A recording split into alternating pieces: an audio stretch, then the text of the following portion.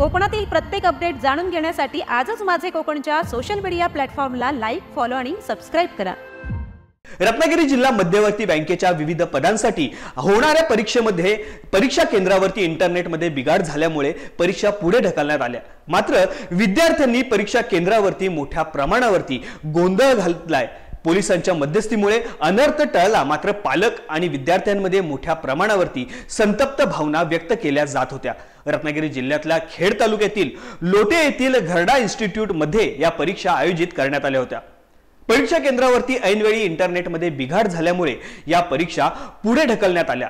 संपूर्ण जिल्हाभरातून आलेल्या विद्यार्थ्यांचे मोठे नुकसान झाले। हलगर्जीपणाबाबत विद्यार्थ्यांनी तीव्र संताप व्यक्त करून परीक्षा व्यवस्थापकांना देखील धारेवरती धरले।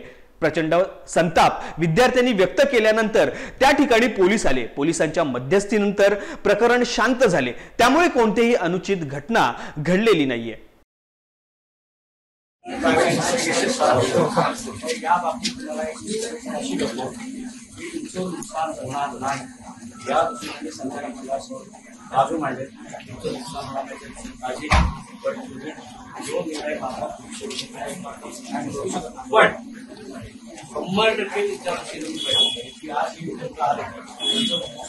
अचानक परीक्षा कॅन्सल झाल्यामुळे पालकांसमोर देखील प्रश्नचिन्ह निर्माण झाले। खूप दूरवरून विद्यार्थी आले आहेत, त्यांच्यासोबत पालक देखील आले आहेत। ऑनलाईन पैसे दिले जातील एवढेच फक्त व्यवस्थापकांकडून सांगण्यात येत आहे। मात्र आम्हाला येण्या जाण्याचा खर्च मिळावा अशी मागणी देखील केली जात आहे।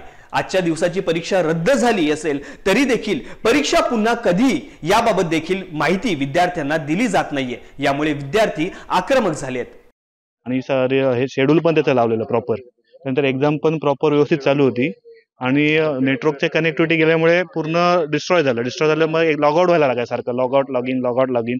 काय लोकांचं असं झालं की त्यांचे पेपर सबमिट झाले, काय लोकांचे सबमिटच झाले नाहीत। मग त्यांनी सांगितलं डिपार्टमेंटने की नाही आता ही एक्झाम आम्ही रिशेड्यूल करतोय। तर तुम्ही रिशेड्यूल का करताय? तर टेक्निकल इश्यू म्हणून आम्ही रिशेड्यूल करतोय। मग लोकांनी बोललं की आमचा ट्रॅव्हलिंग अलाउन्स द्या, आम्ही एवढा लांब आलो त्याचे पैसे द्या, असे बरेचसे मुद्दे मांडले। मग त्याच्यावर त्यांनी सांगितलं की आम्ही विचार करू त्याच्यावर आणि तुम्ही भरलेली फी आम्ही तुम्हाला देऊ, परत पैसे देऊ काय बोलत नाही। पैसे म्हणजे जी भरणा केल्या परीक्षेची ती देऊ, तुमच्या खर्चाचा विचार करू असं म्हणाले।